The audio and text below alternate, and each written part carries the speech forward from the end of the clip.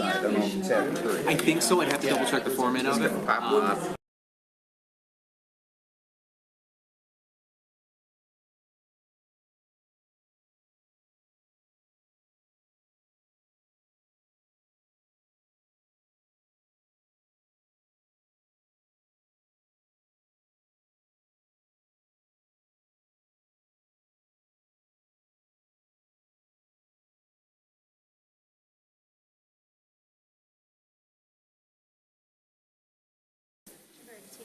Yeah. It's always there.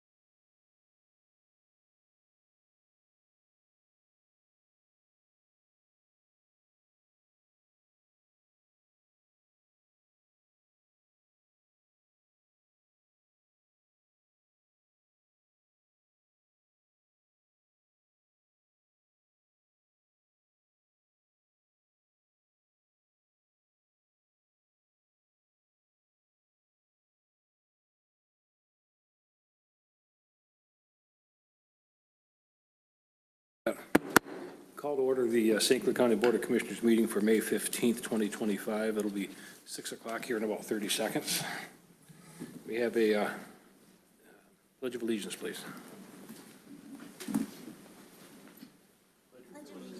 To the flag of the United States of America and to the republic for which it stands, one nation, under God, indivisible, with liberty and justice for all.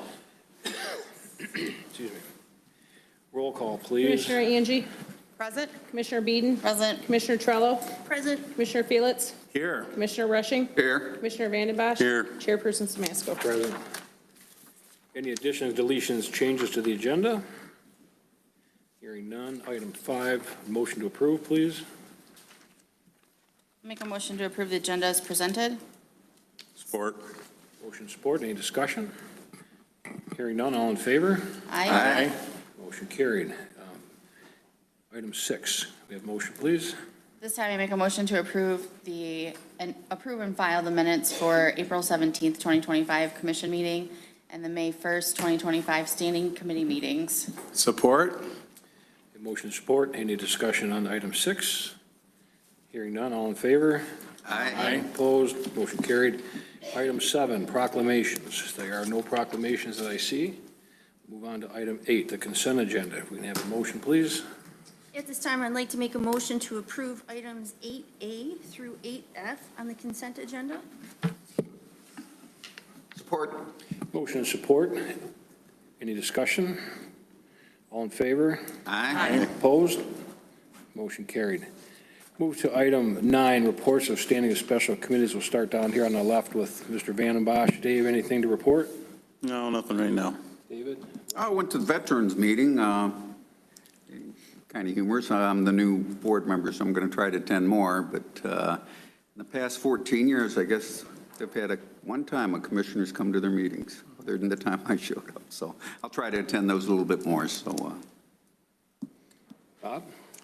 Two things. One is, excuse me, the people already know, but I'll mention anyway, the health department is in the middle of moving to a new building. The information's all over the web, so if you need particulars on that, you can see me after the meeting or look on the web. Excuse me. I think that's it. Joy? Yeah, just to bring the board and public up to date, I went to Parks and Recs last night, and they are going to submit for a final action request at our next committee meeting because they had a lot of asphalt damage over the winter and then they would like to have some repair and have adequate time to do it for asphalt replacement before the July 4-H fair. So they wanted to know if the board would just take that into consideration for our next meeting. So they'll be seeking final action on an Yeah. item for some asphalt repair at the county park? Yes. And that'll be yeah. coming in a couple weeks for final action? Yep. It'll be part of our agenda packet, and we'll have a chance to look at that, I'm sure. Yes, thank you for clarifying Okay, that that's for me. good. Any other questions or any other report? No, that's it. Lisa? I attended the Council on Aging award ceremony this morning. It was a great event at Alexander's, a room full of seniors, which is fun to celebrate them. The council, led by Scott Crawford, is doing great work. It's tremendous, the number of meals that are served in our county and the last mile food delivery system that they're able to do to kind of bridge that gap and to make sure that our seniors are getting fresh produce and home chores. And it's quite remarkable what they're doing. And also, Community Mental Health is having their annual award ceremony and banquet next week. I think it's the 21st. That information is available on their website, but that is open to the public. I think there's a small fee to cover dinner for that, but everyone's welcome to attend that as well. Okay, Carrie? Lisa and I actually attended an event put on by WPHM just the other day, their business alliance, put on by Christy Morrison Jones. It was a breakfast business gathering with a number of other elected officials and business leaders in our community. It was a very informative and productive meeting. It was a privilege to be there. That's her new position. She went from EDA over to WPHM, is that? That's correct. Okay. Any other questions, comments, reports? Moving on to item 10, citizens wishing to address the board. We have two citizens today. I guess we'll put Joe Pavlov up first. Joe, House of Representatives report. Hi, thank you, everybody. When I took the oath of office, I committed to two things. Number one, support the Constitution, and number two, to represent the people of my district. And I'm doing my best to try and find out what the people in my district want. There are 91,000 of them, and so I've got a ways to go there, but I wanted to share with you what they've been directing me at so far. I passed 3 bills so far. One of them is a bill that was to remove DEI out of our government, only have merit hiring. That bill went to legal, and it did not come back to me. It went to a Democrat instead. Very unheard of. The Democrat apparently did not read the bill and had 35 other Democrats sign on. Well, it turns out that they could have taken the name off, or they could have voted for the bill. They voted for it. My first bill passed 105-1. So I was very happy about that. You can't say I'm not reaching across the aisle. My second bill, which also passed with bipartisan support, was to end sanctuary counties. There was a package of bills, sanctuary cities, townships, and counties. I was responsible for counties. And if there are any policies or rules or laws or ordinances that interfere with the law enforcement in any way, the funding will be withheld. And the third one just passed yesterday, and that was an education bill for safety, and it requires training provided by the state police and the Department of Education in order to be able to train staff, teachers, bus drivers, everybody, so that we don't have another occurrence like at Oxford. A couple of things that I'm working on. There are 3 more bills in that merit package that we will be doing. I'm also drafting legislation for the Josh Conant legislation to provide trainings that will prevent the positional asphyxiation that caused that, and that's going to be for bouncers in private and public security. And the last thing, we also have a minimum sentencing package that I inherited from Representative Beeler. And then we'll also be working on removal of state funding for any educational institution that has DEI in its program or its curriculum. And I passed out my card. I need your emails in order to be able to get my newsletters out to you. So that's how we're gonna work. But you can always call that number on that card also. So thank you very much for your time.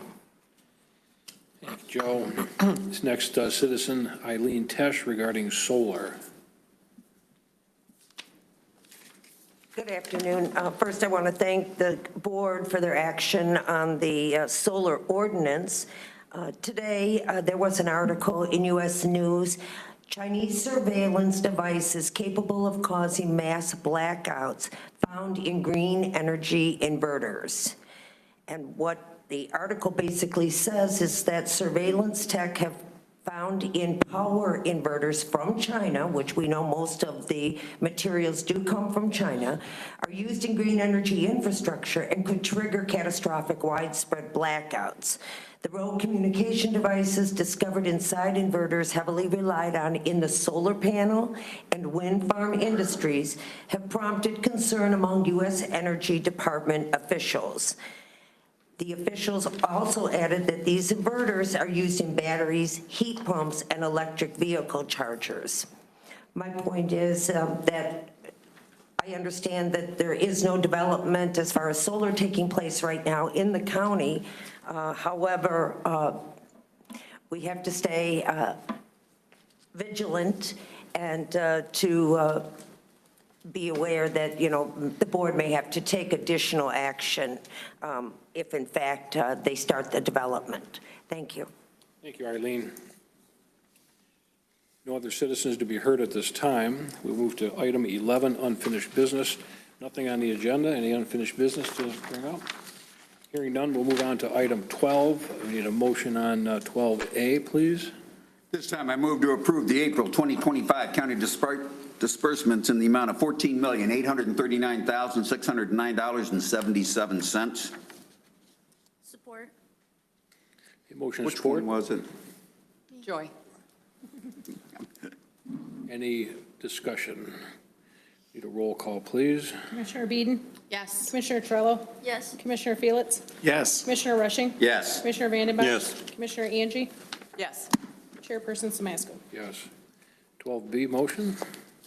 At this time, I move to approve the Health Department Children and Adolescent Health Services Construction Agreement with Port Huron Area School District in the amount of $141,383.30. Support. I'm sorry. You have motion and support. Any discussion? Need a roll call on that as well, please. Commissioner Trello? Yes. Commissioner Felix? Yes. Commissioner Rushing? Yes. Commissioner Vandenbach? Yes. Commissioner Angie? Yes. Commissioner Beeden? Yes. Chairperson Samasco? Yes. Item 12C. Mr. Chair, I'd like to make a motion to approve the changes to the Homeland Security Advisory Council membership as listed below. Support. As presented. Supported. Okay, is this published as part of the agenda or no? The names and? Yes. It's on, okay, so as presented, do we have a second? I missed. Yes. Yes, Dave. Any discussion? All in favor? Aye. Opposed? Motion carried.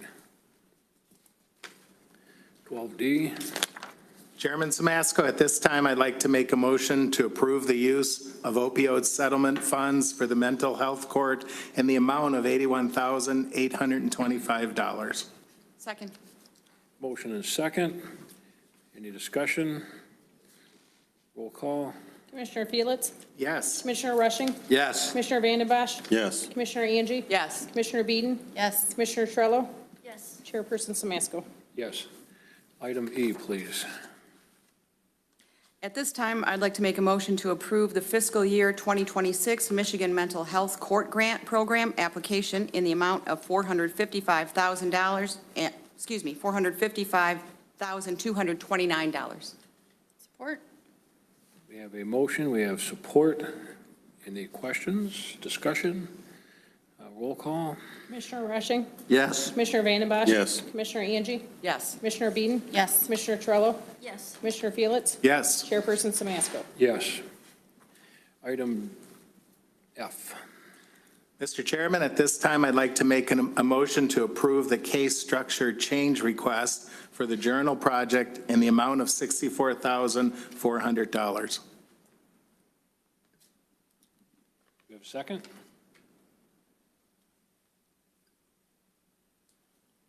Paul, again, do we have a second? Well, I definitely always want us to be put on record for voting, so I will second it. We have a motion and a second. And any discussion? I think we need Mr.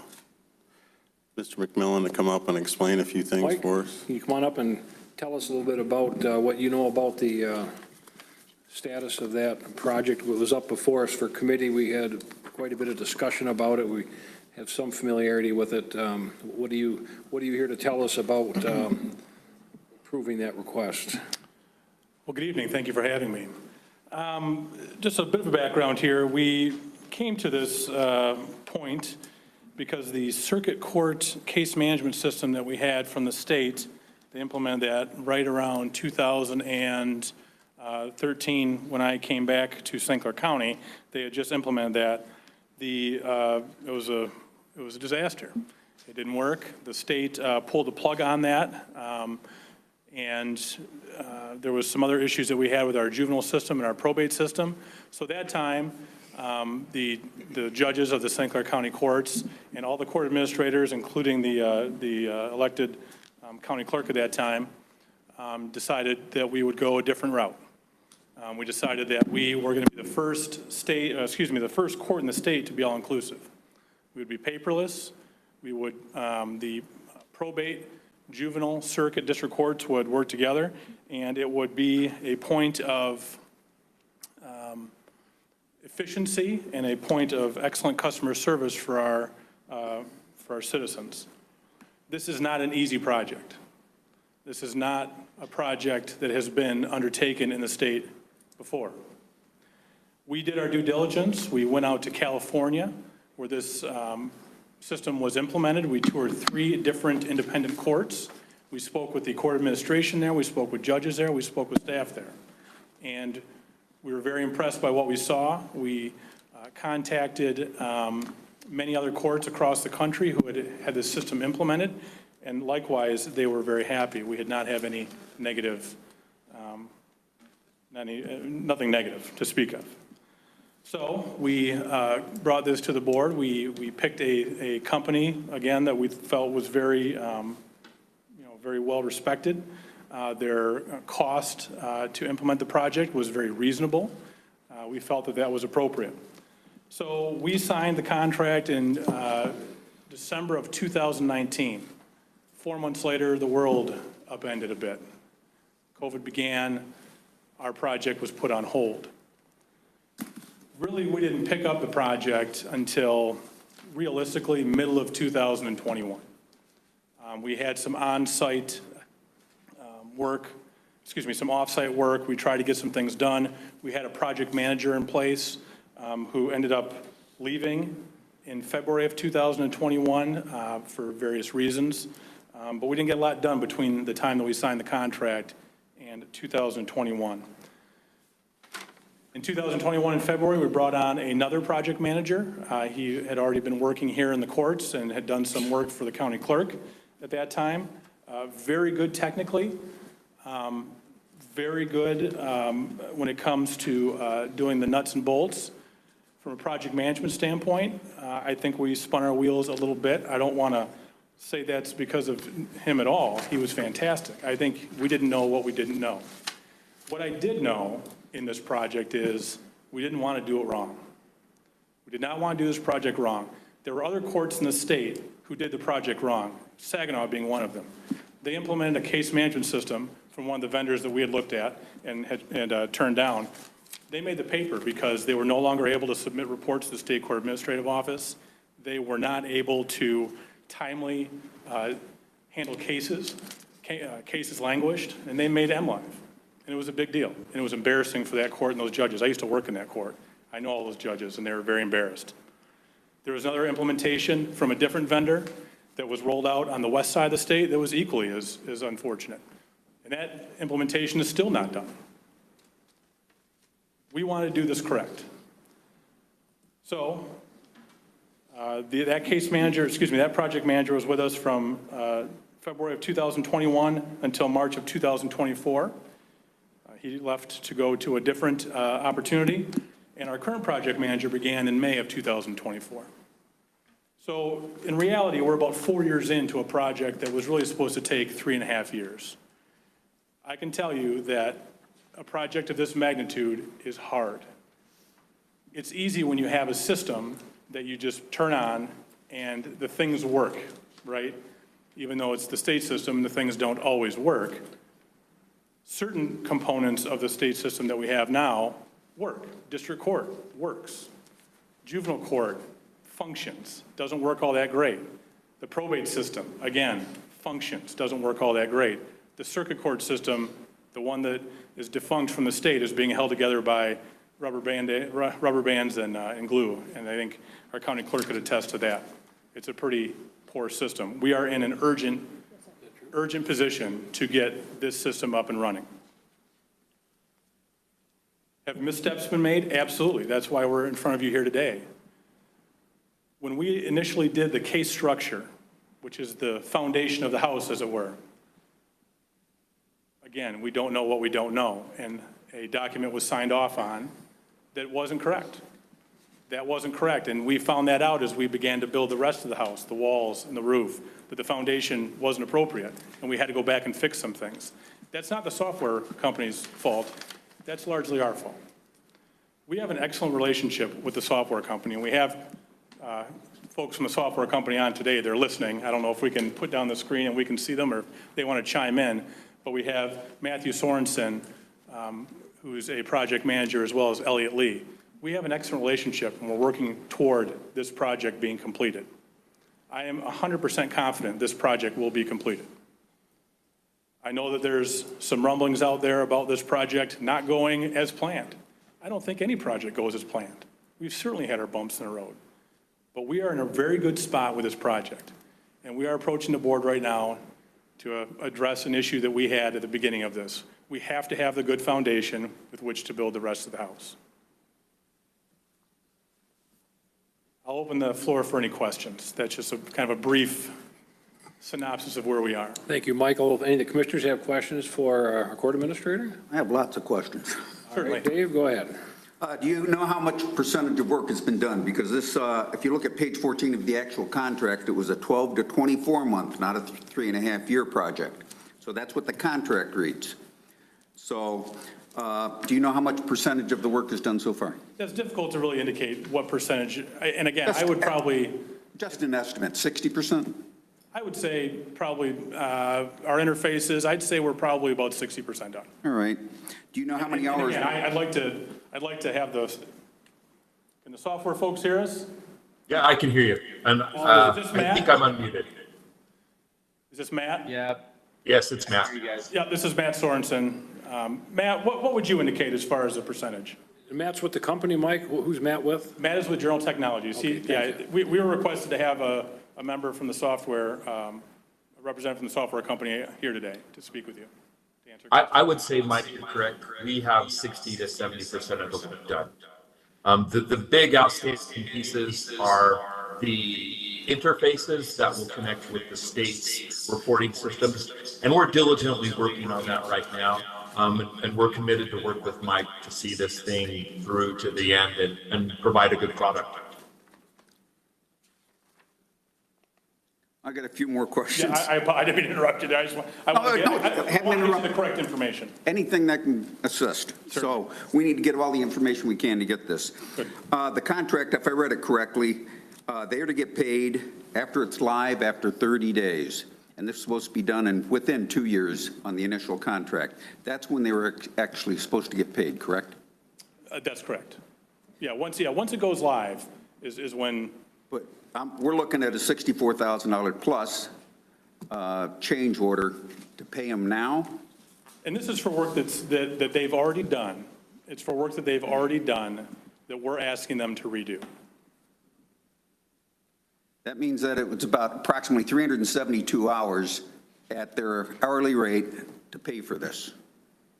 The 64,000, that's all the time they got in there? Or if you're going to say that it's for work already been done, and the whole project should be taking about 6,000 hours if you go by the $175 hour rate, even if there's numerous people working on it, it's going to be about 6,000 hours total, other than the other costs, you know, your driving and flying, whatever's expenses incurred.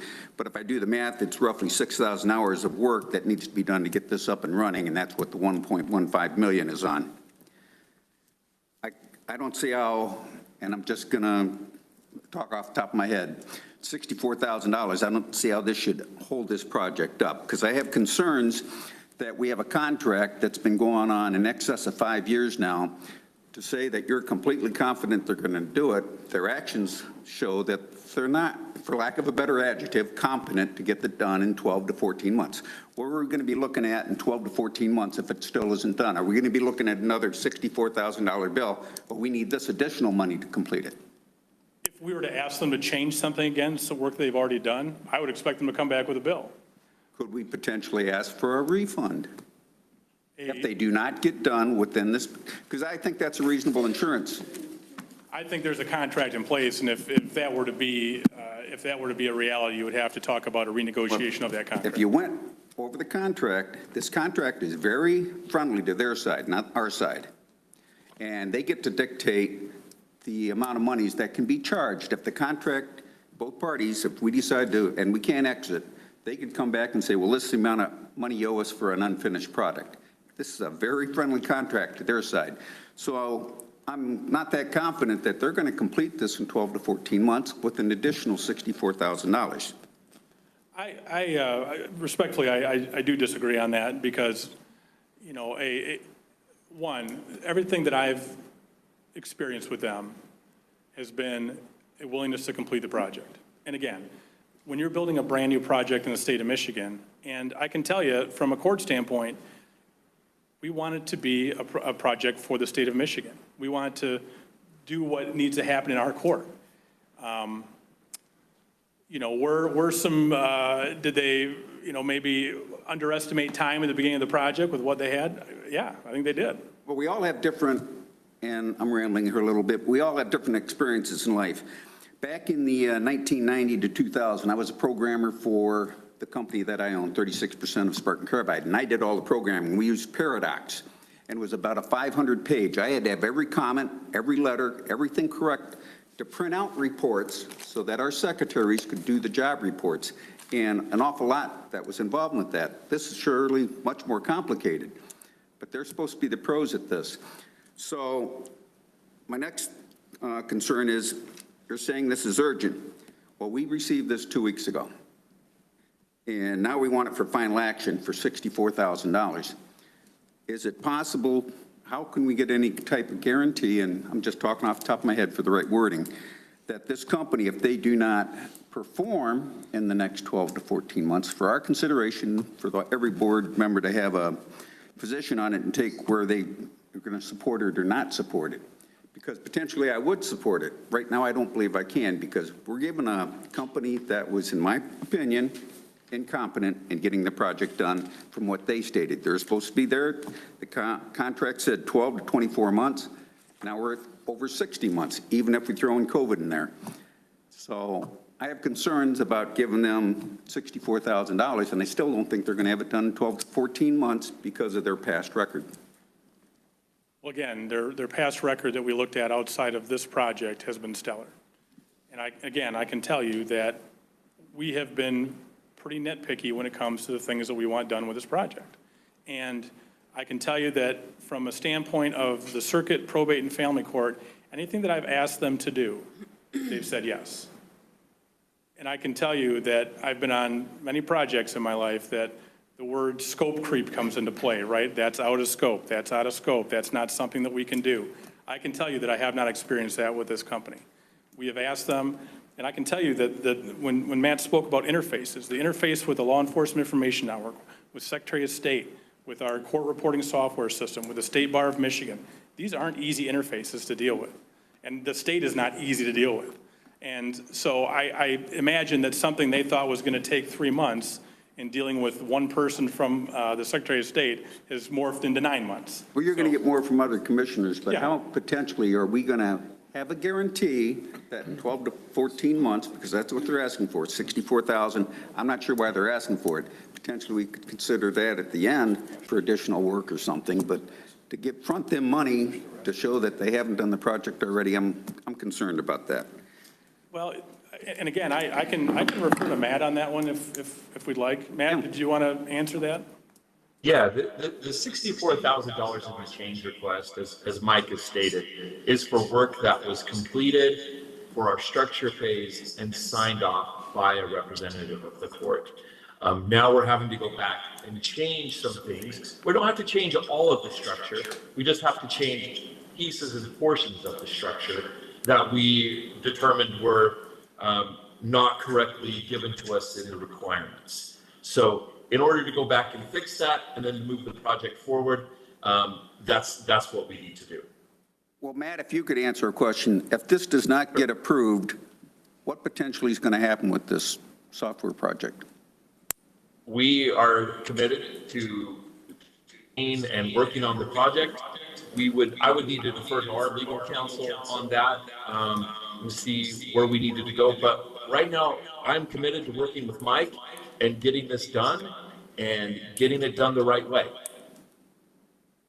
Okay. Well, doing the math on it, 64,000 is only going to cover a little over 370 hours.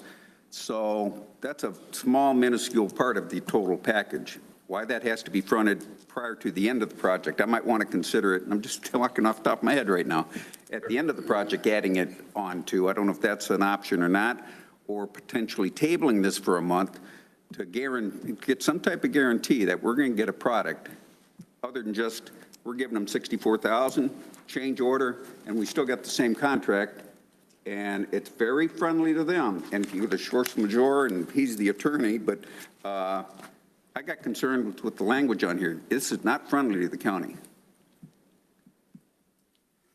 And I'm happy to that's take enough that for to our me, legal so. counsel. Okay. All right, thank you for that, Dave. Anyone else have any questions for Mike or Matt? Yes, Chair. Dave? What other states is this program running in right now? Matt, would you like to answer that? Yeah, we have this program running in, as Mike spoke about, the state of California, the state of Nevada, the state of South Carolina, the state of Georgia. We have it in the state of Illinois.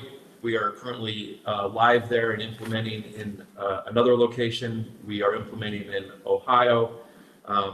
We have a various number of other countries. We have Australia that we've implemented in. We have a number of implementations in Canada, in Alberta, and Saskatchewan, where we've been successful.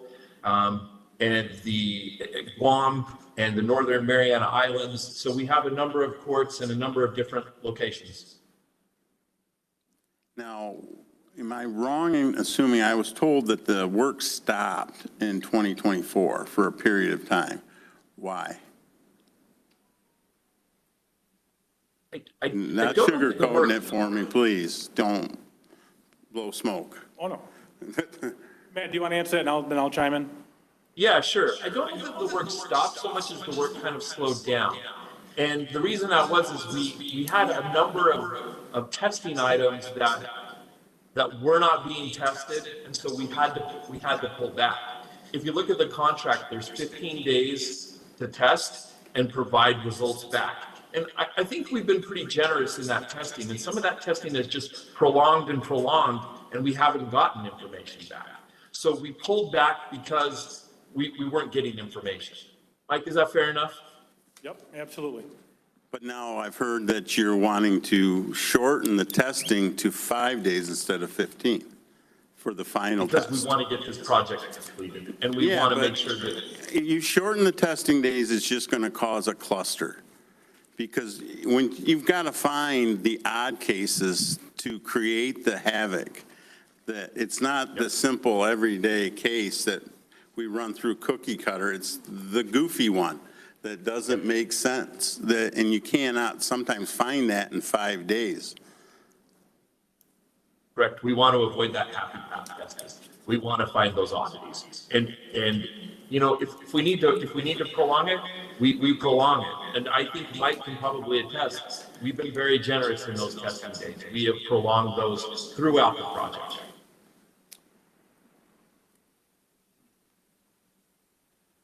Yeah, Dave, anyone else?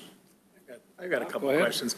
Mike, I'll admit I'm new to the board and new to the courts, but from what I'm hearing from you and other attorneys and the judges, this is extremely important that we get this done. This is our lifeblood. Okay. I mean, this is what we do. If we don't have a case management system, we stop dead in the water. Okay, I will say, okay, but what concerns me, along with the financial aspect, to support this, I would like to see more of a guarantee, even if it's financial, that this is going to get done by a certain time. Granted, this may be a stellar company, they've got a good record, COVID got in the way, on and on and on, but moving forward, what's really important to me is that this gets done in a timely manner, and I'd like to see an end date established and some type of financial penalty. And cutting testing, Commissioner Vanderbush is right on target. You can't do that just because we're behind schedule. So I could support this with those types of stipulations, but my concern is if it's important, let's do it. $64,000 to the taxpayers, that's their money, that's not ours. Would you grant this if it was coming out of your pocket? And that's what we have to each look at. So with those stipulations, I think I could support this. No, I think, Matt, I don't know if you're muted or not. Matt? I don't know if you're muted there. Yes, I would. I'm confident with where we're at, and I'm confident with this company, and I'm confident with the progress that we made, and I'm confident. So we've done some rearranging, as it were, to kind of address the slowdown in 2024. That's really when we had the new project manager come on board with us, and they got a new project manager on their side as well. So it wasn't a, and as Matt alluded to, we were kind of in this loop. We were spinning. We weren't making any forward progress. So we hit the pause button, and we reevaluated everything that we had already built and whether it was working or not. Again, the lion's share of it was absolutely working, but there was these components that, you know, as we tested, that weren't, and hence the reason we're here. But to answer your question, yes, absolutely, I am confident. If I had $65,000, I would, although I have to put a new drain field in, so I wouldn't. But yeah, absolutely would. So what I'd like to suggest with the board discussion and concurrence is that we table this for the next meeting, at which time you come back with an end date with Matt and the voices in the ceiling, and also some type of financial incentive and penalty if they don't keep it. Because if this is this important, let's get serious about it and approach it that way. That would be my suggestion. Thank you, Robert. Anyone else have any questions or comments? I've got some questions. Go ahead, Carrie. Mike, thanks for coming tonight. I see that these acceptance documents signed by Nick on behalf of the county were signed in the year 2022. But yet we're being told now that the reason this $64,000 needs to be paid right away, because we need these changes right away, it's 3 years later. So, I mean, I would be curious, why is it taking 3 years to discover these issues that now all of a sudden we need to pay $65,000 in complete contravention of the contract terms? Sure. Matt, do you want to speak to that? Sure. Yeah, happy to speak to that. As we got into the workflow processes and we got into the interfaces, we were able to determine that the structure that was signed off was not complete and was not accurate. So that's why there's the gap between the sign-offs and this request. But that took 3 years. Correct. And it was their work product that wasn't complete. That's my understanding. Yes, but now you're saying that in order to meet the new deadline that you've imposed on yourself, June 1 of 2026, you need to shorten the testing periods in order to meet that deadline. But aren't the testing periods designed to allow for the discovery of these kinds of issues that cause this problem in the first place? Yeah, and we have to be very diligent with our testing, and we have to avoid those happy path tests and find those outliers, and we've got to do it quickly. And we feel like with the project manager that we have in place on the JTI side or the journal technology side, and with Elizabeth, who's working closely with Mike, we can shorten that time period and we can find those oddities and those outliers. How is it diligent to shorten the testing period by 2/3? Wouldn't that just prevent you from discovering the problems that could be discovered in 15 days? That doesn't make any sense to me. Am I not understanding that correctly? I don't understand how it's diligent to shorten the testing period by 2/3. Can you explain? We want to work closely with Elizabeth and Mike and our project manager to streamline the testing and reduce the amount of time so that we can hit that date. We fully realize that we've shortened the timeframes. However, as I've stated before, our testing timeframes have been generous. We said 15 days, but we've gone past that. We're not going to say, okay, 5 days, it's done, you accept it. And we're not going to do that. We're going to continue to work with the county. We're going to continue to work with Mike and Elizabeth and make sure that if we discover those oddities, that we can remedy them. Thank you. I'm holding my hand here, a memo from Journal Technologies dated May 12th of 2025. That's the place where I found that you were looking to shorten the testing period by 2/3. And again, I just want to point out, it took you 3 years to discover the issues that are bringing about your request for an immediate payment of $65,000, but now you want to shorten 15 days to 5 days. That doesn't match up for me. I've got some other questions here, too.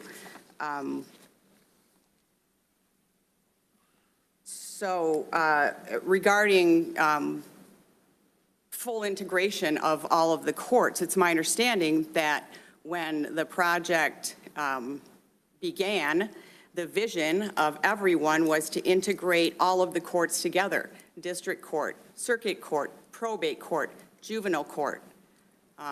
Now, I'm seeing communications from Journal Technologies indicating that it can't work with district court before the go-live date.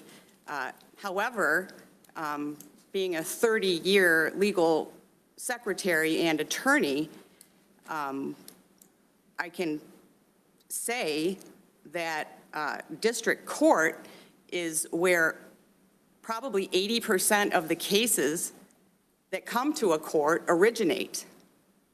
They start in the district court.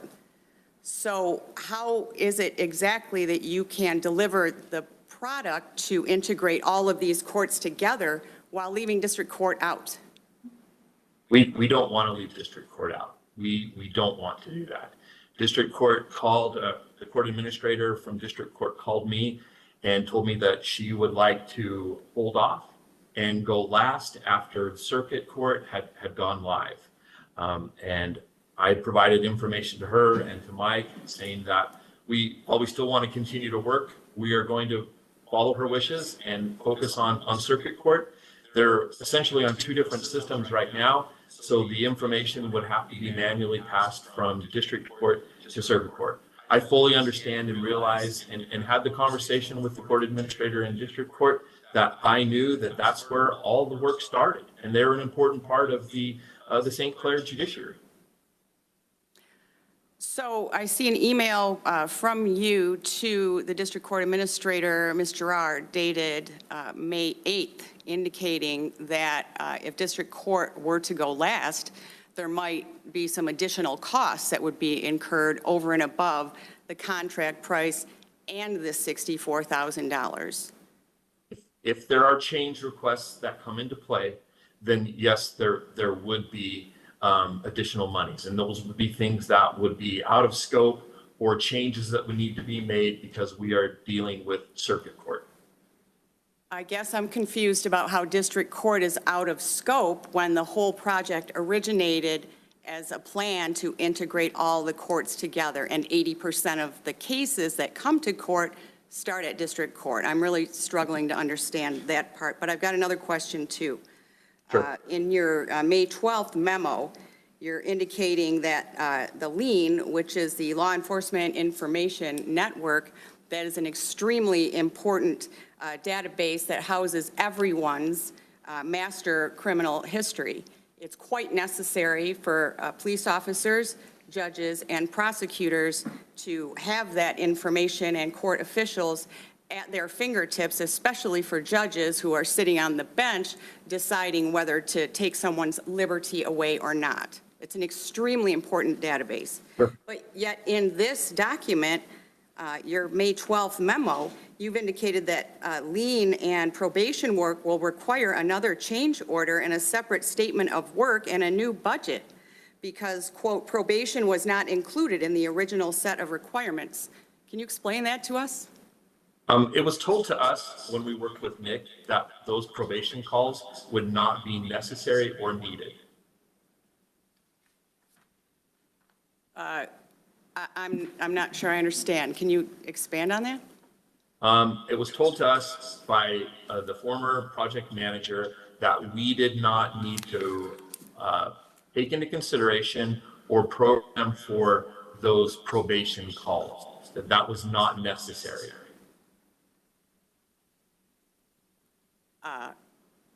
I guess I don't understand how that When we answers my when question. we gathered requirements and we got to the probation calls, Nick said that we did not need to worry about any interface with lien and probation. There's a number of things that get entered into lien: personal protection orders, warrants, criminal histories, vehicle impoundments. So when the list was getting prepared, there's a probation chunk which only deals with probation. And right now, the probation is doing that through an ancillary system, or excuse me, a different department's doing that, so it didn't get caught, or it didn't get added to that list. Matt's correct, it did not get added. So, but what I can tell you is, even with that email, my hope is that because of some of the work that we had done on the front end, that hopefully my hope would be we wouldn't have a charge, but that is a conversation that has yet to happen with them. Your hope would be we wouldn't have a charge to make the lien interface with the probation department and the other courts. Is that what you're saying? I'm saying that when we built the lien interface, we had all the fields built. So the fields exist there, right? The fields already exist. All the things that are required to enter into that probation component. And what we're talking about is we're not talking about interface with a probation department. We're talking about the probation staff entering probation orders into lien. That logic exists in the system. They just haven't built the call for it yet. So we have not gotten to that conversation yet, but. 7 years into the contract. Thank you. I have some other questions too.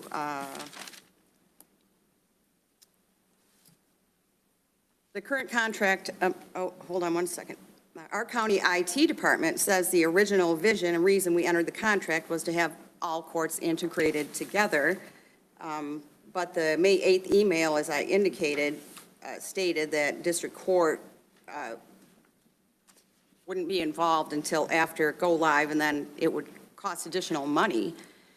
So I guess here's my question. The current contract amendment request for an additional $64,000 includes $14,000 from the district court, but the district court work is now paused. So why would the district court be paying them $14,000 for these changes when it's unclear now if district court is going to go last, go after go live, or go at all? Also, Ms. Gerard, who's the district court administrator, is with us this evening. I'd be happy to have her come up to the microphone in a moment if she would be so kind. She could answer these questions directly. I guess I'm just on this specific issue confused about the work at district court is completely paused, but yet we're being asked to take $14,000 out of the district court budget to pay for district court work. That doesn't make a lot of sense to me. Can anyone explain that? I can tell you, well, and I'd let Ms. Gerard speak to that, but that decision was made after this was presented to the board. That decision was just made. To have district court go at the end of the project. And that would not be invoiced until that work was completed. So if it's completed next week, it would be invoiced. If it's completed in 12 months, that's when it would be invoiced. We're not asking for the money up front. We're asking for the money when the work is done for those changes. The original contract called for payment after all of the work was done. And I do have some additional concerns as far as the support that's going to be provided after go live and how much additional funds that's going to cost the county as well. However, now you're asking for payment in the middle of the contract when the original contract called for payment at the end and after the go live date. So I guess I remain confused about how district court could be on pause and perhaps not even be participating at all, but yet be responsible for $14,000 worth of work. I have a question also about the court obviously has to provide information to the state. Is there some kind of interface that's available or that you've already created, or is that going to be an additional cost as well for that? Those interfaces are scoped out and are in development right now and nearing the testing phase. So that's all within scope. How about, there's a fairly new system that's come into prosecutors' offices, many prosecutors' offices across the state, called Carpel, Prosecutor by Carpel or PBK. When and if that comes to the county, is that going to be an additional cost as well? No, that is in scope, and we're working with Carpel right now. We've interfaced with Carpel in other implementations. We have done a gap analysis with our requirements. We have completed those, and that will probably be ready to go to development for our Carpel interface by the end of this week. Thank you.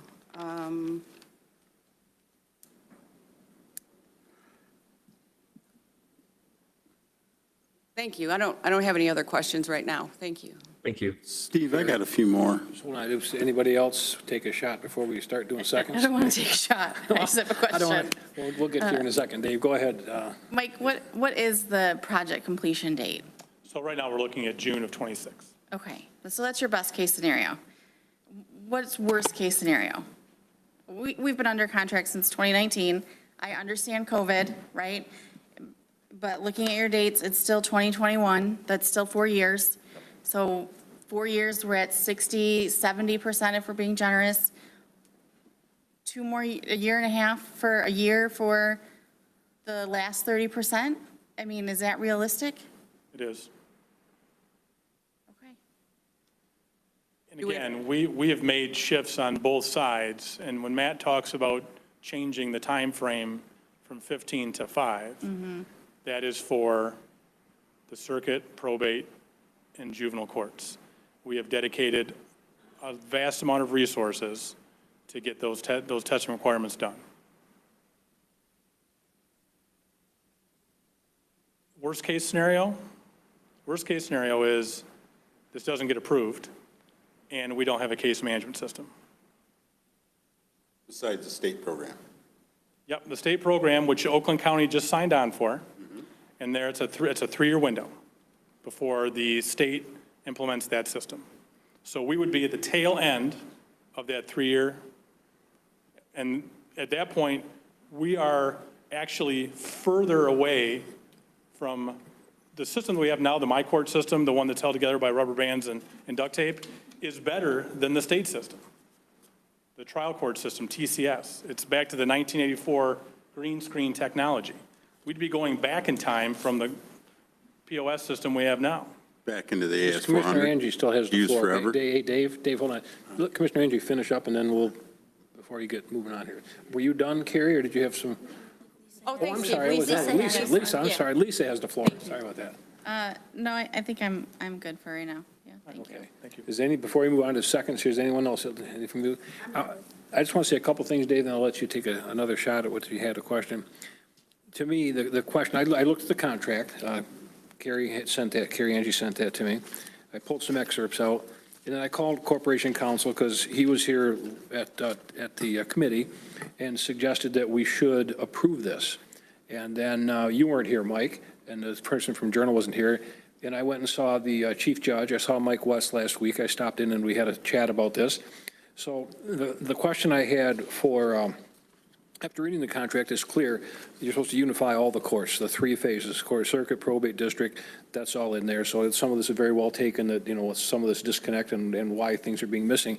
But my question is, so you were looking at this change order that we have before us, and I guess this is the question for Matt. Now, Matt, this change order, I'm going to assume that this, whoever Nick is, that Nick and Journal came to agreement, they approved it, and Journal accepted it as being a completed component. Would that be fair to say? Fair, correct. So when Nick signed off on it, Journal was satisfied that's, you guys got what you needed and what you wanted, so you're going to move on. Is that kind of correct? Correct. All right, now Yes. and it's evident to me that Nick made a mistake, that you said it was not complete and not accurate, and that's on us. I get that, and I'm going to accept that. But had Nick not made that mistake, and then Nick said, hey, guys, we need these other boxes and components filled in, is it true that you would have done that within scope? Yes, we would have. We would have gone back and we would have looked at those And you wouldn't things have that charged needed us, to be changed. and you wouldn't have charged us any additional money for that, correct? Based upon what the issues were, but most likely not. We would have gone back and we would have updated that because structure Well, had let me not make been it- signed just off. to make sure you understand my question. We're trying to get a product that works. You're trying to fill all the boxes and checks and all these interfaces and all these things. We had a county employee look at it and say, yep, we're good. I'm going to accept this component, and he signed off on the component when he should not have. My question was, had he not made that mistake, you would have worked with him further within scope, correct, to get it the way he Correct. wanted it, right? Correct. And the way the court wanted it. Right, not and just you the would way not have Nick wanted it. charged to do so. You would have worked with him until you completed that without additional charge, correct?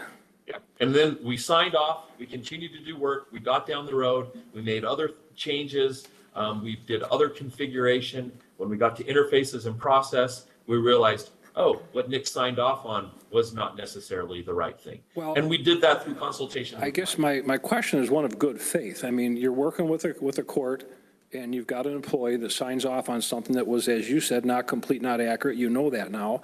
And had we known that then, you would have worked to get it, made it good, and you wouldn't have charged for that. That would have been within scope of work, correct? Correct. So now you're kind of, to me, it's like opportunistic. You're going to go back and nick us for 64 grand when you would have done it anyway, had we just not had an employee that, for whatever reason. We're not trying to nick anyone. Okay. We just, we want to provide a good product, and we realize that, we've got to go back and we've got to make some substantial changes now that we didn't realize before, and we're further down the road. I don't And want I to argue. realize that. Yeah, and I don't want to argue, I really don't, but I'm just trying to get my head wrapped around it. Had this Nick fella, I don't know if he still works for us or still involved with the project, but had he not made that mistake, you would have done it you would have done all the same work without charging us. And I guess I get it, it's a company, and you need to charge, you want to charge for that. And I'm going to vote to approve it for a number of reasons I'm going to get to in a minute. But to me, I thought that was, the next question is this. If we don't, we know that we need this change order done in order to get it the way our court system wants it, and we know, let's assume we're going to have to pay to get you to do that, which I'm good to do that, okay?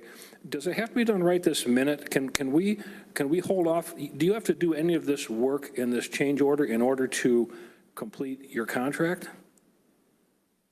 We've got to do work in this change order to ensure that the workflow processes within each of the jurisdictional levels of court work appropriately. Okay, so and if that we have data fields for the interfaces that we're putting into place based on the requirements that we've gathered.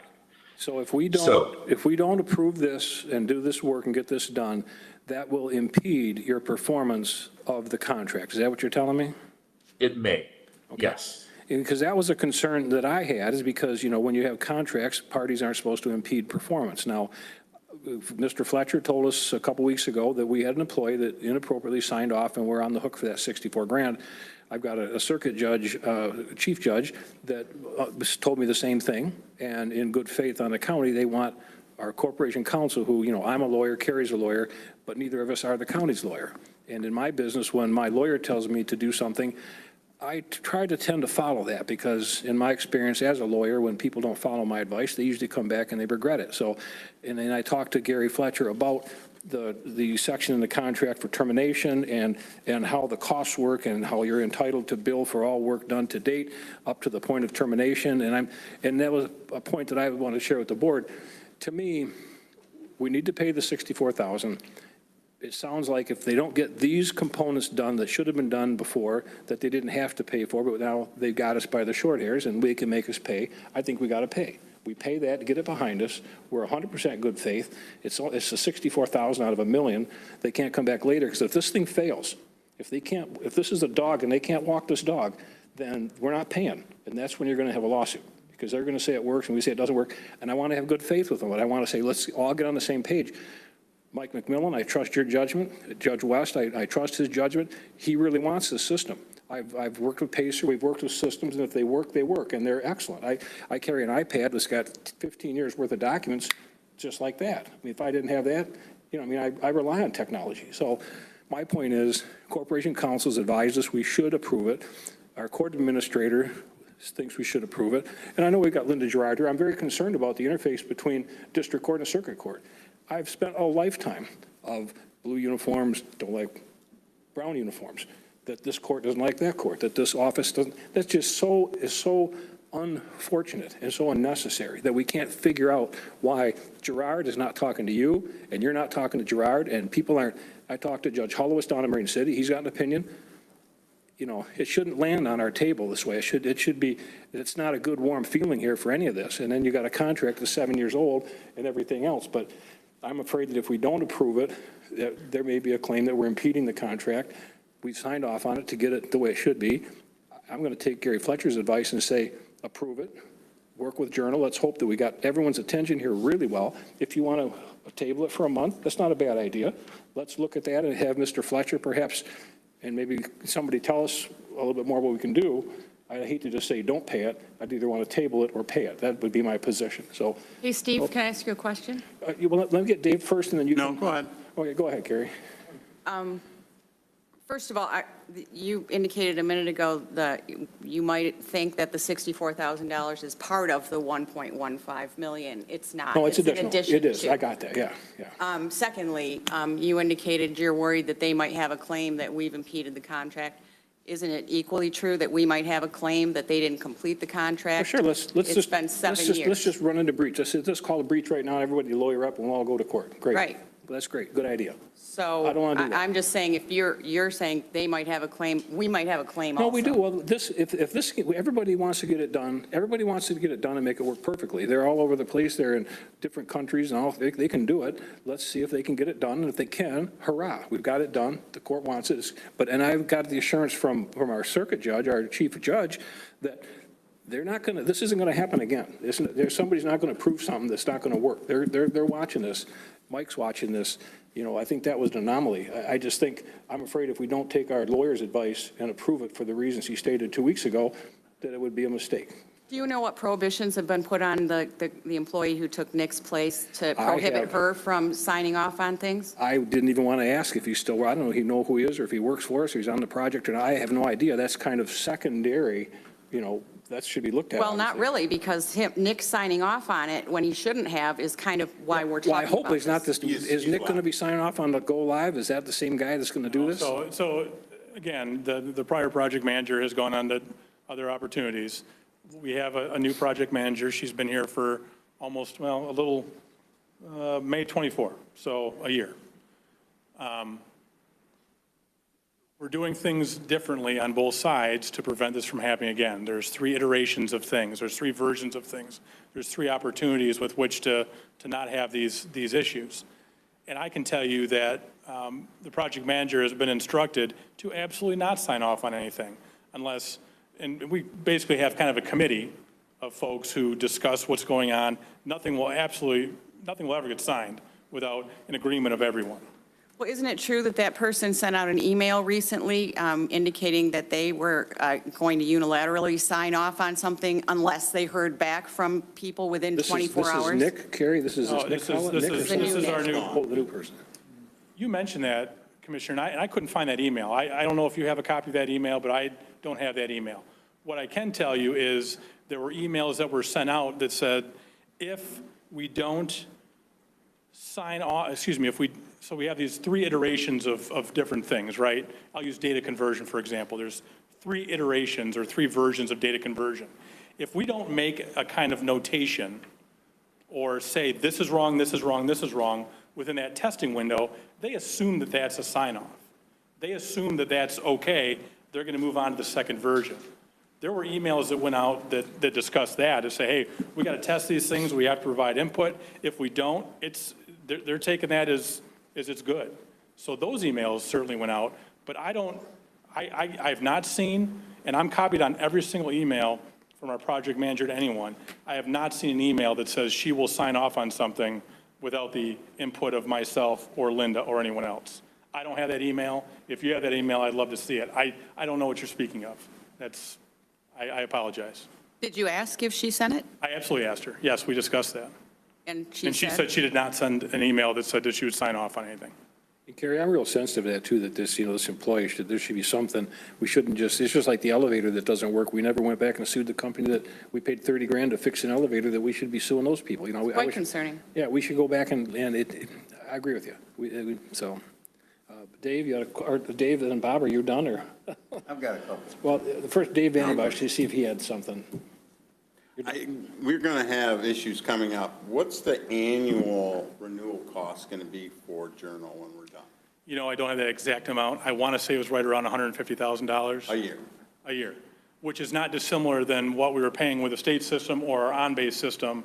And this is what's called, and I may get the terminology wrong, but it's called evergreen technology, which means all the updates that happen throughout, they keep updating the system.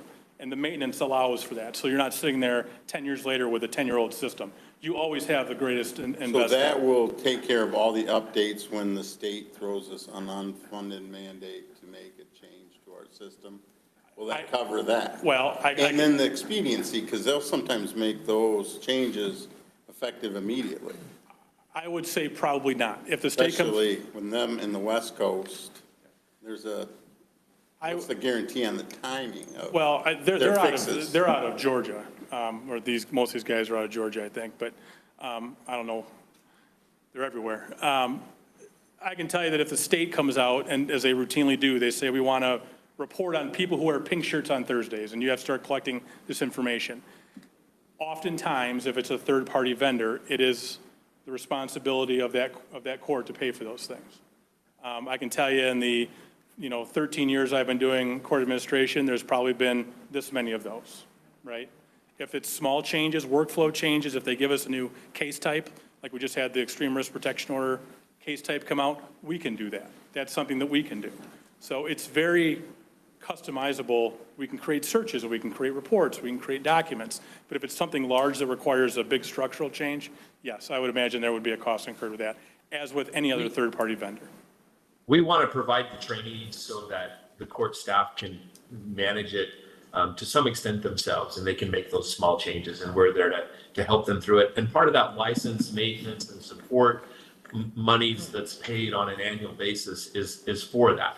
As Mike did say, large legislative requests that may come out, depending on the scope and the lift and the complexity, there are times when those are charged. I can tell you that the clean slate legislation that came out, excuse me, because that was probably the biggest legislative change we've had recently, the state, being the Michigan State Police, did pay for those vendors to do those changes because it was such a large structural change. And actually, part of our contract, because we had to build in clean slate and juvenile clean slate, is being paid for by the state. We will submit that upon invoice at the end of the project. Dave, rushing you? Yes, and we've beat this dog pretty good so far, so we do need to move on with stuff. But on page 11, on Exhibit A, and also on page 14, probation was included. If there was a conversation that probation wasn't needed, it's still in the contract to be paid for. So, and also when you questioned Matt, he said that another change orders may be required. He said that when he was talking on the phone just now. So we're potentially going to be looking at more change orders. We don't want to do the change orders. We wanted to see this thing through. We want to avoid the change orders. If we can avoid them, we don't want to go down this road. It just adds time and complexity. All right, Bob? Then I just have one more question, Matt. If we don't have the change order get approved at your level to even come to our board, what would your company do if you come forward and say, well, we need another change order, can we get that approved? If Mike's office and whoever's involved with that says, nope, we're not going to even address that and send it to the county commissioners, what would your company do? Are you going to close doors and leave? Or are I you don't going to think we finish the would close project? doors. We wouldn't want to do that. We would see if we could work around it, if we could come to some sort of agreement on how this works. Can we swap some work out? We wouldn't just pack up and walk away. That's not what we want to do, and that's not what we as a company have done. Hey, Robert, real quick, what do you? Mike, thank you for coming tonight, and I sense everybody wants to do this. Everybody wants to make this work. I have the chair of the Judiciary and Public Safety Committee here, very concerned. The vice chair, esteemed counselor, Commissioner Angie, that has used this system, as well as Chair Samaska. My point is we all want to make this work, but I'm hearing a lot of doubt. I have not dealt with the courts, but I am an experienced businessman and an executive, and what I'm hearing is red flags and stop. What I would suggest is that you go back with Matt and review the video of tonight's meeting, answer those questions in a written document, submit that to this board, and we table this till the next meeting so we can make some sense and get something in writing, because we're not going to solve this tonight, and I can tell you right now, I can't support this, even though I want to see it happen. There's too many open questions. Is that a motion then, Bob, to table it? I make the motion that we table this and get further information for the next meeting. I'm sorry. If I could interrupt, we already have a motion and a second. This is a subsidiary motion. Just hold on a second. You're out of order, so I was like, this is a subsidiary motion. Do we have a second? Because do we have a motion that's going to table this until the next month? That's all that does. So it's considered a subsidiary motion. It's your motion. What, do you have a second? Does everyone want to consider adjourning it 30 days to get these questions answered and then make a decision in 30 days on this rather than just reject it or approve it tonight? I'd like to think about that, but the district court administrator, Linda Gerard, is standing here asking to speak. She has obviously important information. We can still do that. I mean, but I will second it like I do on any motion, and we have a motion, a second. Now let's let Ms. Gerard speak. Now we got that out of the way. We have a motion, a second, and a subsidiary motion. Go ahead, Linda, make some comments. Thank you, Mike. Thank you. I didn't mean to suggest we didn't want to hear from you. I just wanted to get that procedural thing out of the way. I would just like to explain, we chose Journal as our case management system partly due to the yearly expense that we pay the state for the JIS system, which was approximately $40,000 a year. In 2023, the state made the JIS system free for all funding units. So we have not had to pay the state fees for 2 years. I don't know where I am going to find it in my budget now to pay Journal's maintenance fees every year. So I will be coming to you folks asking for that money. I don't know where I'm going to get it. When I've been told I have to cut back my budget. I don't know where I'm going to get that money now. So that's my first point. We have legislative changes that come to district court all the time. Those changes are made on our current case management system for free. JIS does them, they're done immediately. I don't know how much Journal's going to charge us for those, and I don't know if they're going to charge us an expedited rate, but that will be something that we'll cross when that happens. Another one of my concerns is soon we will be forced onto the state MyFile system, and that is another system that I'm sure we will be charged by Journal to integrate to, and we will not be able to say no to the state when that happens. So that's another charge that we're going to see. As far as district court pulling back from this, I pulled back because time is of the essence. As Mike stated,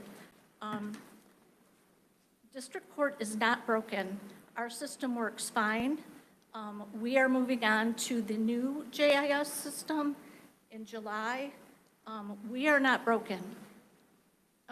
When Mike's system breaks, district court system does not break. We will move on for free and everything will be fine with district court. Mike's systems are broken. My system is not. So I can carry on.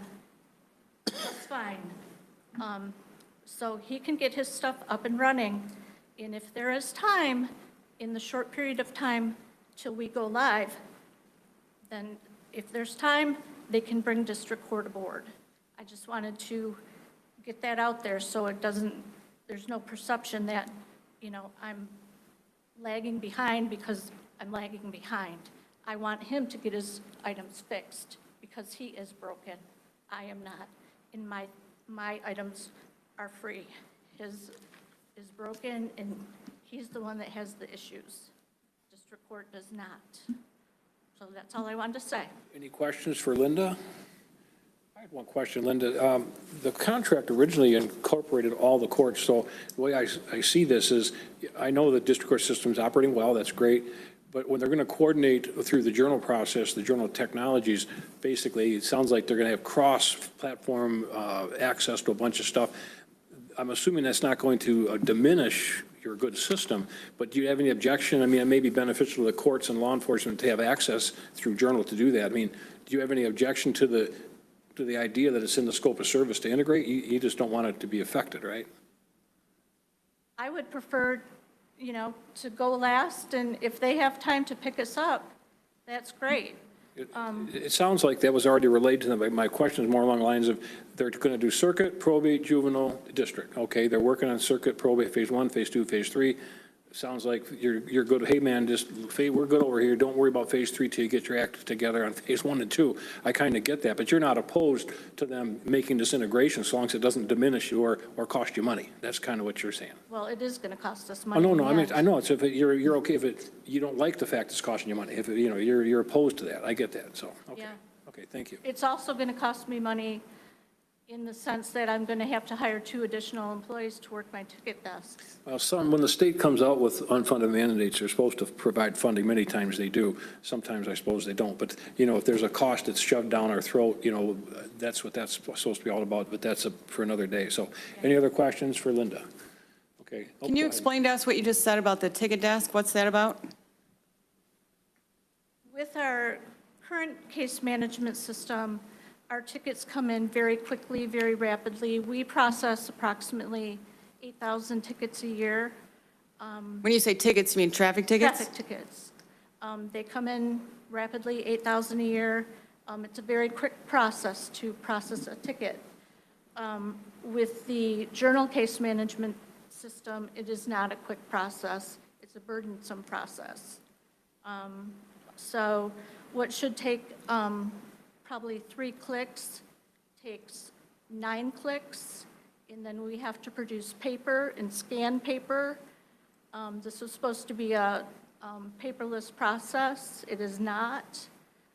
So I am going to have to probably hire 2 additional clerks to process that paper. So I'll be coming to you to ask for 2 additional clerks. Just let me clarify that. So what you are saying is that you feel it will in fact impede or diminish the productivity of the district court. You're saying that you're saying journal software is a detriment to district court. That's what you're telling me. Yes. And you shared that with. For this one piece of software. Well, what about globally? What about, I mean, the big picture? I mean, is it worth doing from district court, or you're saying no? I have no idea. We've only seen that one piece. There's only 5% of the total picture have I seen. Any other questions? Yeah, you mentioned that you've gotten it free for the last 2 years. no charge from the state, 40,000 a year. So prior to that, you were setting aside 40,000 to pay for that in your budget. Now you've had 80,000 that you haven't had to pay, but now you're going to say potentially you're going to have to pay. So I'm going to ask you, where'd the $80,000 go? They're going to motion to table the first motion. I don't. That's know. fine. Okay. I understand, but you're going to say there's going to be additional cost to you, but you've made an $80,000 savings. And whether that's for wages or whatever you use it for. It probably went back to the general fund. All right, thank you, Linda. welcome. We're going to move on. I've got one more question Okay, for we're going to move Linda. on in a minute. Go ahead, Carrie. As far as the tickets are concerned, I just want to return to that for a moment, because it's my understanding there might be a constitutional problem. In other words, that because of the journal, the way the journal system operates, the court clerk that's working under you will be required to ask the person coming into the court with their ticket how they plead. That's if they call and say, I'd like to pay my ticket online. The way the tickets come in, it's hard to explain, but we have to ask the person who calls to pay their ticket, how do you want to pay this ticket? The only way that we can pay the ticket online is we have to tell them, well, you have to plead responsible, which is not right. As a lawyer, I think you both know that. Does that concern you? Yes, yes, that concerns me. We can't, that's like coercion. Thank you. I don't have any Okay, other questions. we're going to move on. We have the principal motion, item 12F, moved by Bob Felix to approve the case structure change request for journal project amount of $64,400, seconded by Dave Rushing. We've discussed that. An ancillary, a secondary motion was made to table this motion for 30 days to get the questions answered that were developed on the record here today. I think that's a good idea. I'm going to ask for a vote on the Bob Felix's motion that was also seconded to table it for 30 days to get some answers, and then we'll make a final decision in 30 days after we've had some answers. So on that motion, Bob Felix's motion to table item 12F for 1 month, I'm going to call it, all in favor? Aye. Opposed? Okay, good. I thank you for that. So we're going to take another look at this, Mike, and, we're going to get some information, and Nick, or Matt, I guess it is. We had a vibrant discussion on it. So we're going to move on, hopefully some simpler matters. Thank you for having us. Motion, please. G, G. Frank Mighty. I'm sorry, G, go ahead. That would be me. At this time, I'd like to make a motion to approve the Great Lakes Commission Active Adaptive Management Program grant application in the amount of $9,174.52 and the $2,559.66 match to be paid from Parks and Recreation Commission millage funds. Support. We have a motion and support. Any discussion? We have a voice or a roll call on that, please. Commissioner Vanden Bosch, Yes. Commissioner Angie, Yes. Commissioner Beeden, Yes. Commissioner Trello, Yes. Commissioner Felix, Yes. Commissioner Rushing, Yes. Chairperson Samasko. Yes. Item H. Mr. Chair, I'd like to make a motion to approve the lease assignment and consent of owner for Lot T12 at the airport from Frank Ludwig to Carol Hayes and Daniel Ludwig. Second. Motion is second. Any discussion? All in favor? Aye. Aye. Opposed? Motion carried. Item 12I, please. At this time, I'd like to make a motion to approve the 2025 general budget adjustments as presented. Support. Motion and support. Any discussion? Roll call. Commissioner Angie, Yes. Commissioner Beeden, Yes. Commissioner Trello, Yes. Commissioner Felix, Yes. Commissioner Rushing, Yes. Commissioner Vanden Bosch, Yes. Chairperson Samasko. Yes. Item J, please. This time I move to approve the addition of the maintenance worker to the building operations and maintenance manning table. Support. Motion and support. Any discussion? All in favor? Aye. Opposed? Motion carried. Item K, please. At this time, I'd like to make a motion to approve the contract with J-Pro Services for the foreclosed property mowing for the 2025 season in the amount of $35,000. Support? Motion and support. Any discussion? Roll call. Commissioner Reeden? Yes? Commissioner Trello? Yes? Commissioner Felix? Yes. Commissioner Rushing? Yes? Commissioner Vanden Bosch? Yes. Commissioner Angie? Yes. Chairperson Samasco? Yes. Now turn to item 13, our first administrator's report ever from Thomas Hall. Thank you, Chair Samasco. Just a recap, obviously, you'll see on the administrator's report for May of 2025, several RFPs are in the process, including the courthouse facility analysis, intervention center chiller. Other things kind of going on is the health department relocation. That is continuing to go well. There was some delays with some vinyl flooring, but we're back on track. A official date for opening has not been submitted yet, just based off of some of the fluidity with completion of project. We're looking at probably that second week of June potentially as kind of that soft open, but something will be sent out formally from the health department as it pertains to an official date of open. Other big topics are that crosswind runway. There's possible funding for that crosswind runway if it's considered a legacy runway, so that's something to keep an eye on. I know Katie Fiore has been sending some email correspondence regarding that with the consultant company. One of the other big things is the landfill care fund escrow agreement. That will be changed. So that replaces the perpetual care fund as something that needs to be maintained. That will be on the June committee agenda potentially for final action. That is something that will have to be done just based off of a new account being opened that requires board approval. So that was something that you guys will see in June. Anything else that the board would like? Any impromptu difficult questions for our? Hit me with them. None? Ready, well prepared. Thank you very much for that. Moving on to. Need a motion to receive and file the administrator's report? Yes, please. So moved. Support? Motion a second, all in favor? Aye. Item 15, or 14, any miscellaneous business? Just something real quick, Mr. Chair, if I could. I just want to make the board and the public aware that there's a meeting scheduled at the Kimball Township Hall, 2160 Wadhams Road, next Thursday, May 22nd at 6 p.m. Purpose is to discuss the proposed consent order between the state of Michigan, Eagle, and the county for pollution from the Smiths Creek landfill. Eagle representatives from Lansing and the Warren, Michigan office will be there to discuss the proposed consent order and answer questions and concerns from the public. Everyone is invited to attend. Eagle is going to be running this. I intend to be there as a private citizen only. Everybody's welcome to come if you'd like, but Eagle emphasized to me they will be running this. This is not a county function. That's all I have. Thank you, Robert. Any other miscellaneous business? Hearing none. Motion, please, on 15. Receive and file. I'll make a motion to receive and file packets and all information present. Support. Motion and second. Any discussion? All in favor? Aye. Aye. Carried. Adjournment, please.